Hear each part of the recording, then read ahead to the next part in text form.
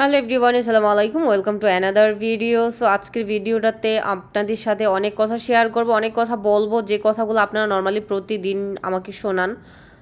সুযোগ পেলেই আমাকে এই কথাগুলো শোনাইতে একদমই আপনাদের সুযোগটাকে হাতছাড়া করেন না। তো আপনাদের উদ্দেশ্যে যে কথাগুলো বলবো মনোযোগ সহকারে শুনবেন এবং ওই কাজগুলো থেকে বিরত থাকবেন। যাই হোক, শুরু করি। তো নর্মালি হচ্ছে আমার তাজিম অন্য বাচ্চাদের চাইতে একটু ইনঅ্যাক্টিভ, অতটাও নর্মাল বাচ্চাদের মতন না, স্পেশাল, মানে এক কথায় স্পেশাল। তো আমার বাচ্চা যেমন, আমি ওরকমভাবেই আমার আল্লাহ মেন্টালি আমাকে স্যাটিসফাই করে দিয়েছে। আমি কিন্তু হ্যাপি, আমি আমার বাচ্চাকে নিয়ে একটু অসন্তুষ্ট না।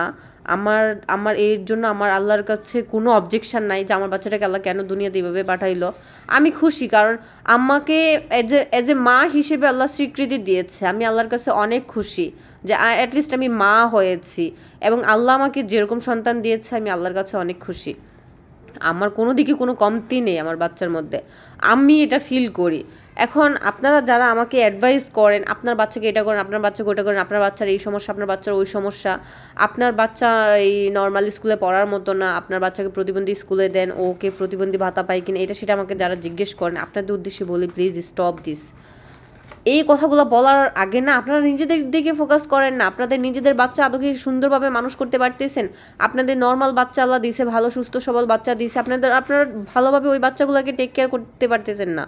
ওই বাচ্চাগুলোকে আপনারা ভালোভাবে মানুষের মতো মানুষ করতে পারতেছেন না, বরং অন্যের বাচ্চাকে এসে অ্যাডভাইস করতেছেন, অন্য একজন মাকে এসে অ্যাডভাইস করতেছেন, এটা করেন সেটা করেন। আপনারা নিজেরাই তো জানেন না একজন নর্মাল বাচ্চা কীভাবে পালন করতে হবে।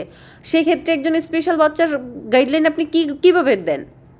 এটা তো দেওয়ার কথা না, তাই না? প্লিজ এগুলো থেকে বিরত থাকেন, এগুলো বলতে আসবেন না।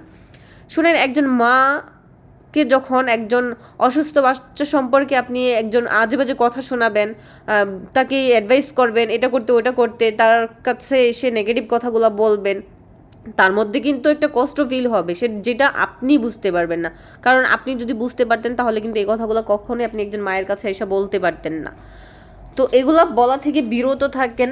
আর হচ্ছে, যারা নর্মাল বাচ্চা আপনাদের আল্লাহ দিয়েছে, আল্লাহর কাছে শুক্রিয়া করেন যে আপনাদের নর্মাল বাচ্চাগুলো দিয়েছে, ওদেরকে মানুষের মতো করে মানুষ হিসেবে গড়ে তোলেন। দেখেন আল্লাহ দুনিয়াতে কাকে কিভাবে পাঠাবে এখানে আমার আপনার কারো কোনো হাত নেই। আমি কিন্তু ইচ্ছা করে আমার বাচ্চাটাকে এরকম আল্লাহর কাছ থেকে চেয়ে আনিনি। আল্লাহ ওকে যেরকমভাবে দুনিয়াতে পাঠাইছে ও কিন্তু সেরকমভাবেই আসবে। এখানে আমি হাজার চাইলেও কিন্তু হবে না কিছু, ঠিক আছে? সো আপনার নর্মাল বাচ্চা দিয়েছে, আপনার নর্মাল বাচ্চা স্পেশাল হইতে কতক্ষণ, যদি আল্লাহ চায়। আপনারা প্লিজ আল্লাহকে বিশ্বাস করেন। আপনারা এরকম নাফরমানি কথা বলেন যে কথাগুলা একজন মানুষকে, নিতান্তই মানুষকে মেন্টালি প্রেশার ক্রিয়েট করে। তো মেন্টালি প্রেশার ক্রিয়েট করলে কিন্তু ওই মানুষটা যখন অটোমেটিক কষ্ট পাবে, আপনার জন্য কিন্তু একটা মন থেকে বদয়া চলে আসবে। দিতে ইচ্ছা না করলেও কিন্তু মন থেকে যেটা চলে আসবে সেটার জন্য কিন্তু কিছু করার থাকবে না, ঠিক আছে? তো আমার ক্ষেত্রে যারা আমার সাথে এসে এরকম বলেন, আমি আপনাদেরকে বলবো আমার কাছে কখনো এগুলো বললেন না। কারণ আমার ছেলে সম্পর্কে যখন আমার কাছে এসে কিছু বলেন, আমার কষ্ট লাগে। আমার এই যে কথা, আপনাদের কথাগুলো মানতে আমার আমার খুব খুব কষ্ট লাগে। যদিও আমি আপনাদের সামনে হাসি খুশিভাবে কথাগুলো উড়াই দিই, কিন্তু এটা মনে করে না যে এই কথাগুলো আমার মাথায় থাকে না। আমার সব কথা আমার মাথায় থাকে, আমি কথাগুলোতে প্রচুর কষ্ট পাই। তবে আপনাদের কথায় আমার একটা ইন্সপিরেশন হয় যে আপনারা যখন আমাকে এরকম ডিমোটিভেট করার চেষ্টা করেন, বিশ্বাস করেন আপনাদের কথাগুলো শুনে আমি আরও অনেক বেশি মোটিভেট হই। আমার বাচ্চাটাকে আরও একটু কীভাবে বেটারভাবে লালন পালন করা যায়, কীভাবে বেটারভাবে আমি ওর পরিচর্যা করতে পারি, আমার মধ্যে কিন্তু সেটা কাজ করে। আমি কিন্তু ওটাই করি। আপনাদের কথা থেকে কিন্তু আমি ইন্সপিরেশন নেই, বাট আপনারা বুঝতে পারেন না, আপনারা চান আমাকে হিট করতে। আসলে আমি আপনাদের যে হিটটা, এই হিটটাকে কিন্তু আমি আমার হাতিয়ার হিসেবে কাজে নেই। বাট আমার ক্ষেত্রে অন্য একজন মাকে যখন আপনি সেম কথা গিয়ে শোনাবেন, ওই মাটা কিন্তু কষ্ট পাবে, ওই মাটা কিন্তু হাল ছেড়ে দিবে। তো এই কাজগুলা প্লিজ আপনারা কেউ করবেন না। আর আমার বাচ্চার জন্য প্লিজ পারলে দোয়া করবেন, না পারলে কিচ্ছু করার দরকার নেই। যদি মন না চায় আপনাদের দোয়াও করার দরকার নেই। আপনারা আপনাদের নিজেদের বাচ্চা নিয়ে, নিজেদের সংসার নিয়ে নিজেদেরকে আগে চর্চা করেন, আগে নিজেদেরকে বুঝেন। আপনারা নিজেরা কি সেটাই জানেন না, আপনারা অন্যকে আসেন অ্যাডভাইস করতে। আজকে মানে আমি আমার মধ্যে আপনাদের এরকম অনেক কথা আছে যেগুলো আপনারা আমাকে অনেক হিট করে বলছেন। আমি আপনাদেরকে বলতে চেয়েও বলতে পারি না, কারণ আমি চাই না আপনারা সামনাসামনি কষ্ট পান। আপনারা যেভাবে আমাকে কষ্ট দেন, আমি চাই না সেম কষ্টটা আপনারা পান। আমার মধ্যে মানবিকতা আছে, আপনাদের মধ্যে যেটা নাই।